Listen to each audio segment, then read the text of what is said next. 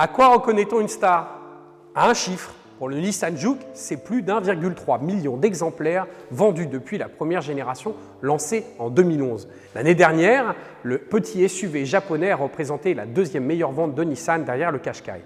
Mais le Juke est aussi une star parce que certains l'adorent, d'autres le détestent. Et pour son restylage, Nissan a décidé que le Juke allait continuer de faire sa star. Il change, mais pas trop. Une tête de grenouille. Voici ce que la plupart de ceux qui n'aimaient pas le Nissan Juke reprochaient à la première génération lancée en 2011.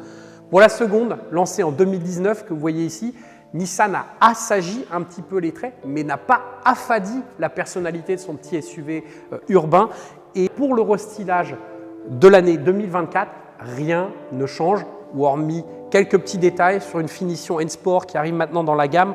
On a notamment au bas du bouclier des inserts laqués noirs. Et au niveau des changements esthétiques, comme vous allez le voir, on va faire le tour maintenant, et bien là aussi, c'est plutôt le statu quo qui prime. Il est logique lors d'un restylage que les constructeurs ne touchent pas les flancs de leur véhicule. C'est évidemment le cas ici. Néanmoins, ce qui est intéressant, c'est de revenir justement sur le profil de ce Juke, qui lui aussi est atypique et lui permet de se démarquer dans la catégorie des petits SUV urbains. Il a des airs de petits SUV coupés et ça c'est notamment dû tout simplement au pavillon à l'arrière qui est assez fuyant et puis aux poignées de porte intégrées, alors qui sont esthétiquement plutôt sympas, néanmoins petit bémol, elles ne sont pas faciles à attraper pour les enfants. Pas de changement non plus à l'arrière d'un point de vue esthétique pour ce Nissan Juke restylé. Mais le plus gros changement, eh bien, il a été opéré l'an dernier avec l'apparition d'une nouvelle motorisation, un mot magique, hybride. Il s'agit tout simplement de la motorisation que l'on retrouve sur les Renault Clio et Captur. Lorsque Nissan lance cette seconde génération de Juke, le constructeur a évidemment écouté les critiques des clients sur la toute première, notamment en matière de coffre. Dans ce nouveau modèle, il y a beaucoup plus de place pour mettre les bagages.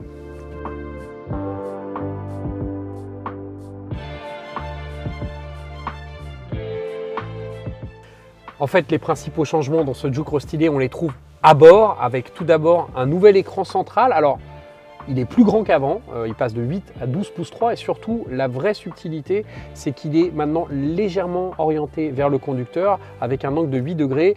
On trouve évidemment tout ce qui fait le charme de la technologie moderne avec une interface revue plus facile à utiliser. Et puis, entre autres équipements modernes, on trouve aussi là-dessous un chargeur par induction pour les téléphones de grande taille. Enfin, et là on peut peut-être le regretter, mais en tout cas c'est un fait, il faut ça maintenant une voiture moderne, les compteurs à aiguilles d'avant, qui avaient un peu de leur charme, eh bien, ont été remplacés là aussi par une dalle numérique.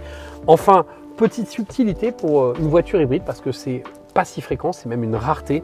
Dans ce Juke, il y a deux boutons. Alors un bouton pour rouler en tout électrique, quand la batterie le permet, mais surtout un bouton à conduite à une pédale, en fait, qui permet d'augmenter le freinage régénératif et d'avoir l'impression de rouler avec une voiture 100% électrique. Deux détails sympathiques à bord de ce Nissan Juke. Alors un qui n'est pas une nouveauté, c'est sur les versions haut de gamme, ces haut-parleurs intégrés directement aux appuis-têtes qui permettent notamment de suivre des conversations téléphoniques plus facilement.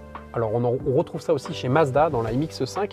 Et détail apporté par ce Juke restylé, eh bien, sur cette finition N-Sport, on trouve un liseré de couleur sur la planche de bord. Alors ça peut paraître comme ça un peu futile, mais finalement c'est plutôt sympathique parce que la couleur globalement manque un peu dans les voitures actuellement. Le vrai progrès à bord de cette seconde génération de Nissan Juke, il se trouve ici au niveau des places arrière, tout simplement parce que ce n'était vraiment pas la qualité de la première génération lancée en 2011. Pour augmenter les places arrière, Nissan a fait grandir la voiture. Cette seconde génération fait 4,21 m de long. On est au cœur de la catégorie. C'est grosso modo la taille d'un Renault Captur. Et puis, en plus d'avoir des places arrière plus accueillantes, ce Nissan Juke permet aussi d'y accéder plus facilement avec une portière qui s'ouvre sur un angle plus généreux. Et puis, on a un peu plus de place au niveau du toit pour ne pas se cogner la tête. À quoi reconnaît-on une star ? Nous nous posions la question tout à l'heure, eh bien, c'est sans doute par sa capacité à rester elle-même. De ce point de vue-là, il est vrai qu'avec ce restylage très léger à l'extérieur, le Nissan Juke ne se réconciliera pas avec ses détracteurs. En revanche, le petit SUV urbain japonais apporte suffisamment de son lot de nouveautés à bord pour susciter l'intérêt et la convoitise, sans oublier évidemment son meilleur atout, cette motorisation hybride qui n'est pas si fréquente sur le marché des petits SUV urbains. Vous retrouverez le Nissan Juke à l'essai dans quelques semaines sur l'automobilemagazine.fr.